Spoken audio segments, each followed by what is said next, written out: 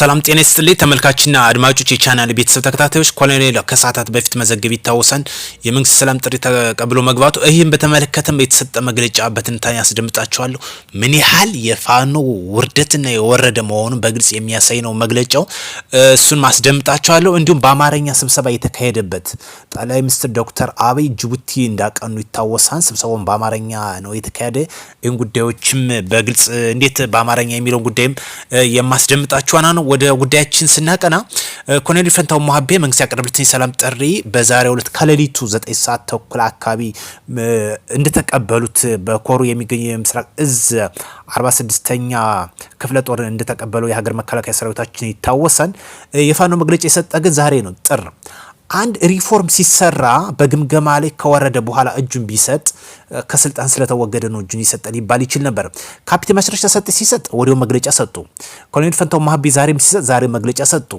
ዛሬ እጁን ሲሰጥ መግለጫ ብሰጥ ሰው በሌለበት ላይ ስልጣን ብታወርድ ብሽር ብትሰቅል ምን ይጠቅማል ስለዚህ ምን ያህል የወረደ መሆኑ የሚያመላክት ነው ዛሬ ጥር 4 2018 ዓ.ም ይላል ከአማራ ፋኖ ህዝባዊ ድርጅት ወሎ ቤተ አማራ ጠቅላይ ግዛት እዝ የተሰጠ ወቅታዊ መግለጫ ይላል የአማራ ፋኖ አንድነት የተጠናቀቀ በሚገኝበት በዚህ ወቅት የአማራ ፋኖ ህዝባዊ ድርጅት ማዕከል በስሩ የሚገኙ ሁሉም የጠቅላይ ግዛት እዞች የራሳቸውን ሰርጎ ገቦች እና የጸረ ፋኖ አንድነቶችን እያጸዱ በተላለፈው መመሪያ መሰረት እዛችን በጎንዮሽ ጥልቅ ግምገማ አድርጎ የተለያዩ ውሳኔዎችን አሳልፏል በዚህ መሰረት አንደኛ ኮሎኔል ፈንታው ሞሀቤ ካለው የኃላፊነት ቦታ እንዲነሳና እንዲታገድ ተወስኗል ስለዚህ ኮሎኔል ፈንታው ሞሀቤ በየትኛው እንቅስቃሴ ላይ እዛችንም ሆነ ድርጅታችን የማይወክል መሆኑን እናሳውቃለን የአማራ ፋኖ ህዝባዊ ድርጅት ወሎ ቤተ አማራ ጠቅላይ ግዛት እዝ ይላል ይህ ጉዳይ እዚህ ጋር በዋነኛነት እንዳነሳ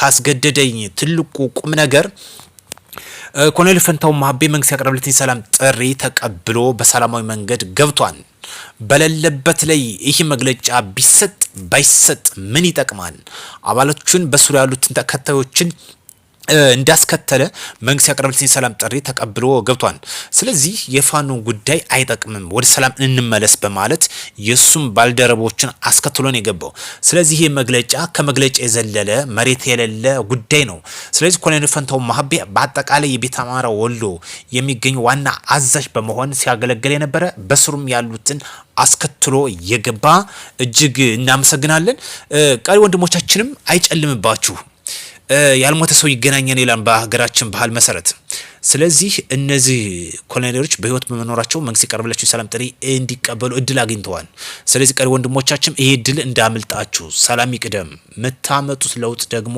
አይኖርም የባዳ አስፈጻሚ አትሁኑ በተሳሳተ መንገድ ጫካ ገብታችሁ ህይወታችሁን በከንቱ አታፈክኑ እዚህ ጋር ከምንመለከተው ሌላኛው ጉዳይ አለ ጠቅላይ ሚኒስትር ዶክተር አብይ ወደ ጅቡቲ ያቀኑበት ዋነኛ ምክንያት አለ በተለይ ዶክተር አብይ አህመድ በዛሬው ዕለት ልኡካናቸውን አስከትለው ጅቡቲ ተገኝተዋል ይህም ጉብኝት ዝም ብሎ ተራ ጉብኝት እንዳልሆነ እየተገለጸ ይገኛል ዛሬው ጉብኝት እስከ ዛሬ ከነበረው የተለየ የሚያደርገው ከሰሞኑን የኢትዮጵያ ባላንጣ ግብጽ አፍንጫ ስር ድረስ በመዝለቅ እንግዲህ ከጅቡቲ ጋር አንድነት ስምምነት አደርኩ በማለት በሚዲያ ስታራግበው እንደነበረ ይታወሳል በዚህም ጠቅላይ ሚኒስትር ዶክተር አብይ ልኡካናቸውን አስከትለው ከጅቡቲ ፕሬዝዳንት ጋር ጠንከር ያለ ንግግሮችን ወይ ውይይቶችን አድርጓል ንግግር ያደረጉት በዚህ በአማርኛ እንደሆነ ነው የተገለጸው በተለይ ፕሬዝዳንቱ አማርኛ ይችላሉ ወይ የሚለው እንግዲህ እንደ መረጃው ምንጭ ከሆነ ድሬዳዋ ነው ተማሩት ድሬዳዋ ነው የቆዩት ያደጉት የሚል መረጃ አለ ስለዚህ አማርኛ አቀላጥፎ የሚችል እጅግ ከኢትዮጵያ ጋር የተቆራኘ እንደሆነ ኢትዮጵያ ባህልም ወይም ደግሞ ወግ በስራቱ ስለሚያቅ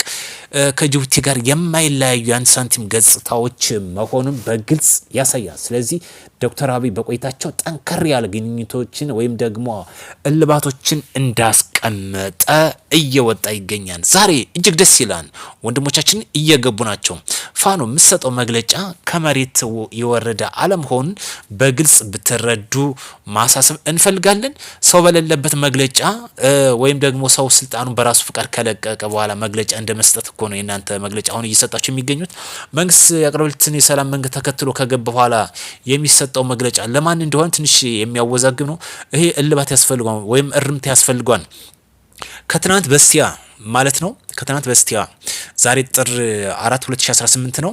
ከትናንት በስቲያ መልካሙ ጣሴ መንግስት ያቀረበትን ሰላም ጥሪ ተቀብሎ ከገባ በኋላ ወዲያውኑ መግለጫ ሰጡ። ከኃላፊነት ግምገማ ሰጠን አንስተነው ነው የሚል እሱ እኮ በራሱ ጊዜ ለቆ ሰላም ይቀድማን፣ ሰላም ይቅደም፣ ሰላም ይበልጣን በማለት አሁን ያለውበት ትግል አላማውን የሳተ ነው በማለት ትቶት ነው የመጣ።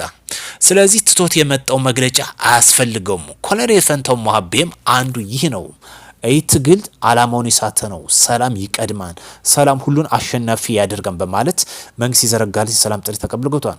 አሁን ዛሬ ወደ አዲስ አበባ አቅንተዋል። መልካም ጊዜ እንዲሆንላቸው ከወዲሁ እኛም እንመኝለታለን። ምክንያቱም ጦርነት አያስፈልገንም። ሀገራችን የምትሸከምበት አይኖርም። ምክንያቱም ጦርነት አይጠቅምም። ለዚህ ደግሞ ወንድሞቻችን ወደ ፊታቸው ወደ ሰላም እያቀኑ ይገኛሉ።